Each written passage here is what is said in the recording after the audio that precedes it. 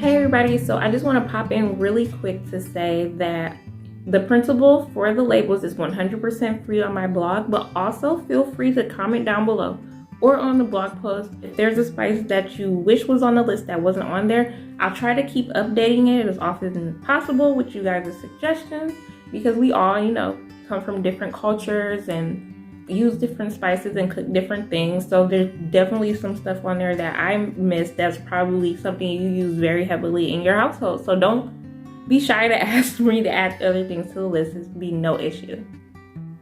So I got these glass jars from Amazon, and I'm pretty sure you've seen people with these. They're fairly inexpensive and they come with the little sifter on top. So these were way better than what we were using before. They also come with labels, but they didn't have all the ones that we needed. So I went ahead and printed my own. I just printed them on regular printer paper. Like I said, these are for free on my blog.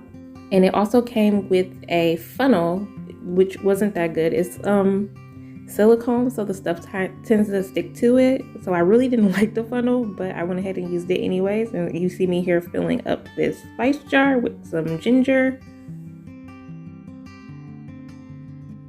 I'm just gonna pop that sifter back on and close the jar. And then I'll show you how I applied these labels with just regular printer paper. It was super easy and it came out looking very professional.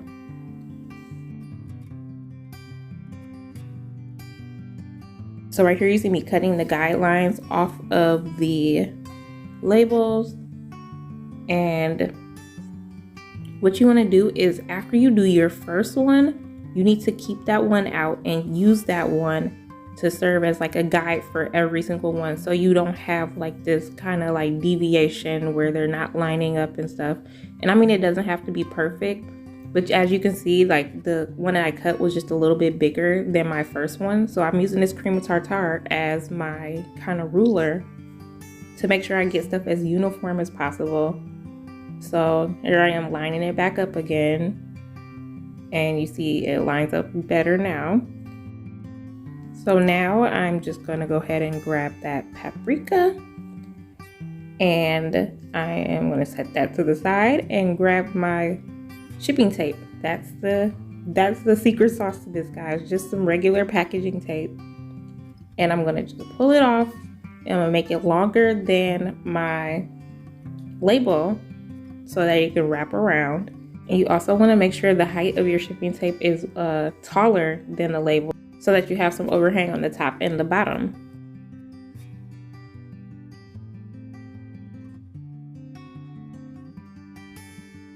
So right here you see me lining back up those spice jars using my cream of tartar as my ruler again, just to make sure I get it on the right level. And then I'm just going to center it in the middle of that paprika bottle. And what I do is I wrap the side. And what I do is I wrap the side opposite, and then I can go ahead and pick it up and wrap it all the way around. And you can cut off the excess tape if you don't want it to wrap around that much. It wasn't a big deal for me, but there you go. And it's very easy to do, super fast. You can set it up like assembly line style, you can cut all the things out to the right size. And then you can cut all your tape and have it just set out to the side, and you can just go through these super fast. The only reason it took me so long is because I was trying to film it. But I'm going to show you one more time. Just I got my onion powder here. I got my cream of tartar. I'm just going to go ahead and make sure the onion powder label is the same height. Trim off any of the excess. Then I'm just going to grab the tape again. Make my own, you're just making your own kind of sticker, just with using regular printer paper. I use packaging tape for a lot of stuff. And so yeah, here we go, making the sticker again. And I'm gonna line up that cream of tartar with that onion powder. And just make sure it's aligned. And I'm gonna go ahead and wrap the label.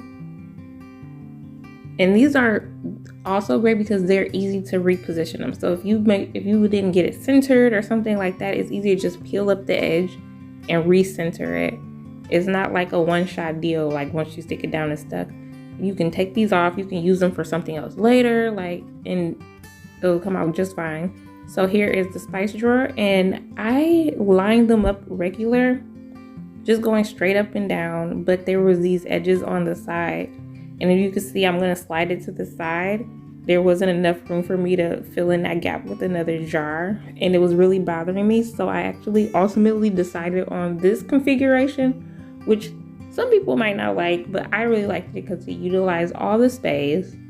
I still have room to grow in the back. Now everything is uniform, it's beautiful, and opening this drawer makes me happy.